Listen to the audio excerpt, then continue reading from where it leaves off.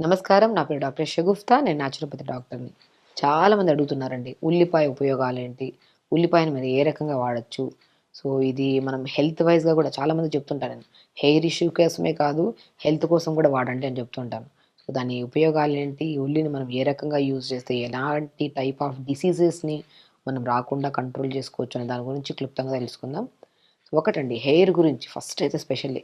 ఈ మధ్య కాలంలో యంగ్‌స్టర్స్‌లో గానీ, పెద్దవాళ్ళలో గానీ వైట్ హెయిర్ సమస్యలు, హెయిర్ ఫాల్ సమస్యలు, డాండ్రఫ్ సమస్యలు విపరీతంగా అయిపోయాయి.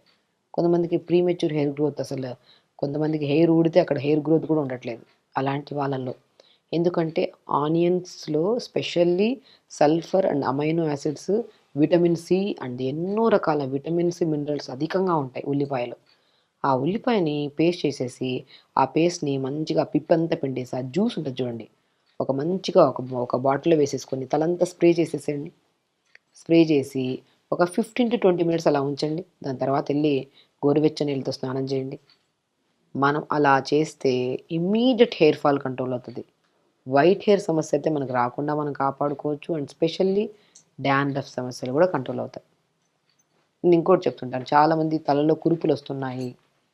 తలలో బాగా ఇచ్చింగ్ ఉంది. పెచ్చులు పెచ్చులుగా ఊడుతుంది అంటుంటారు. వాళ్ళలో కూడా ఆనియన్‌ని పేస్ట్ చేసి, ఆ పేస్ట్‌ని మొత్తం ఆ పిప్పంతా పిండేసి, ఆ జ్యూస్ ఉంది కదా! ఆ జ్యూస్‌లో హాఫ్ లెమన్‌ని కట్ చేసి, ఆ లెమన్‌ని కూడా పిండేసి, ఒక బాటిల్‌లో వేసుకొని తలంతా స్ప్రే చేయండి. 10, 15 నిమిషాల తర్వాత ఎక్కువ సేపు ఉంచేస్తూ ఉంటారు. దానివల్ల స్మెల్ ఎక్కువొస్తది తలలో. అలా కాకుండా చాలామంది ఆనియన్స్ వల్ల బెనిఫిట్స్ అయితే అల్టిమేట్ అందరికి తెలుసు. కానీ ఆనియన్‌లో ఉన్న న్యూట్రిషనల్ వాల్యూస్ ఉండడం వల్ల మనకి ఇమ్మీడియేట్ హెయిర్ ఫాల్ కంట్రోల్ అయ్యి, న్యూ హెయిర్ గ్రోత్ చూస్తాం.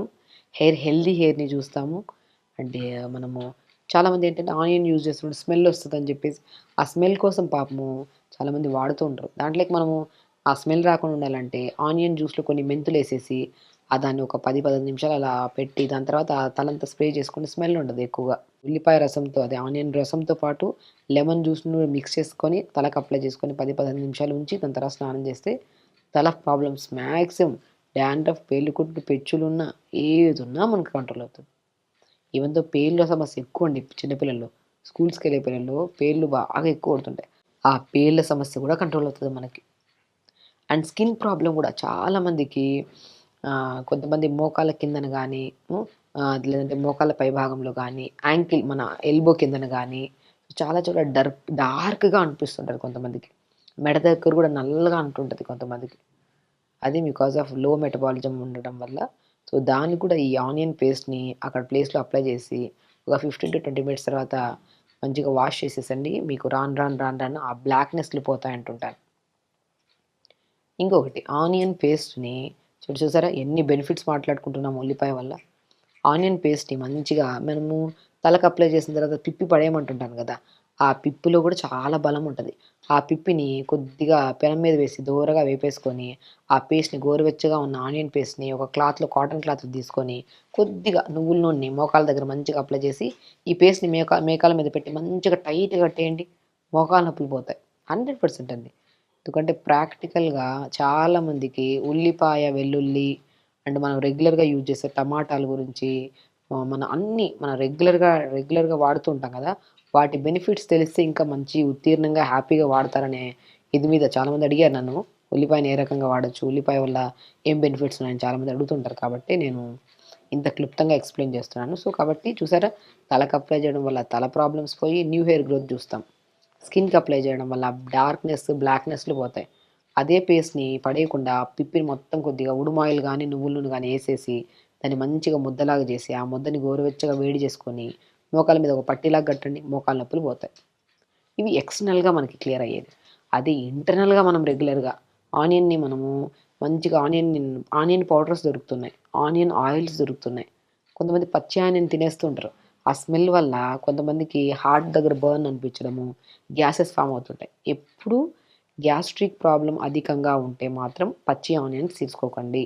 ఇంకా అధికంగా అవుతది గ్యాస్ట్రిక్ ప్రాబ్లమ్.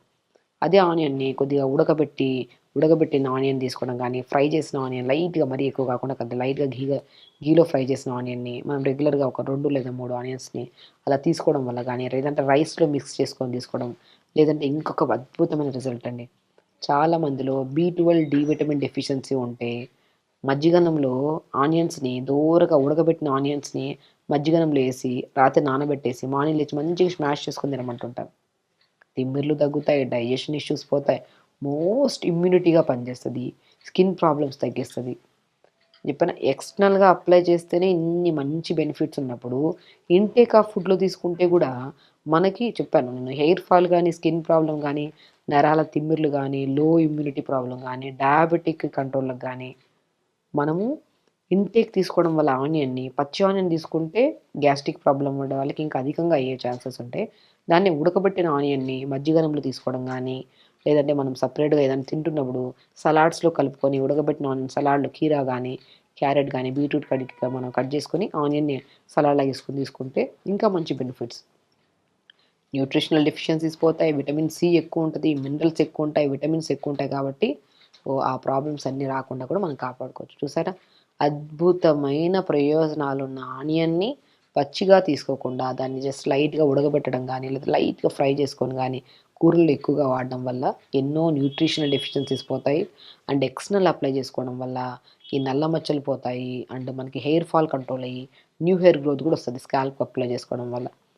సో, చూసారా మళ్ళీ ఇంకేమని చెప్పాను. మోకాళ్ళ నొప్పులుంటే కూడా ఆ పేస్ట్‌ని ఉడకబెట్టి మంచిగా నువ్వుల నూనె గాని, ఉడుమాయిన్ కదా పేస్ట్‌లా కట్టి టైట్‌గా కడితే నొప్పులు కూడా పోతాయని చెప్పాను. చూసారా ఎన్నో రకాల బెనిఫిట్స్ ఉన్న ఆనియన్‌ని ఇంటర్నల్‌గా తీసుకోవచ్చు, ఎక్స్టర్నల్‌గా తీసుకోవచ్చు. కాబట్టి ఇలా చేసుకోండి.